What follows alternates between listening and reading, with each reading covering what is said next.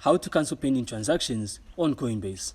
So dealing with pending crypto transactions can be a bit tricky, as the nature of blockchain technology makes reversals difficult. But here's a simple breakdown on how you guys can approach it. So once a crypto transaction is confirmed on the blockchain, it's generally irreversible. So this is a fundamental aspect of how cryptocurrencies work. The ability to cancel a transaction heavily depends on whether it's still pending or has already been confirmed on the blockchain. So according to Coinbase's help pages, if a transaction is still pending, it might be possible to cancel it. This ability to cancel is primarily available through the Coinbase website and is not available on the mobile application. So to cancel a pending crypto transaction, you must simply go to coinbase.com, sign in, then select the asset with the pending transaction, and after that, select the pending transaction, then choose cancel payment. So once a transaction is confirmed on the blockchain, Coinbase simply states that it cannot be cancelled or changed. So hopefully it's not confirmed yet and you should be able to do it. So I hope you found this insightful, and if you did, then consider supporting the channel by leaving a like, a comment, and of course subscribe. Then we'll see you in the next one.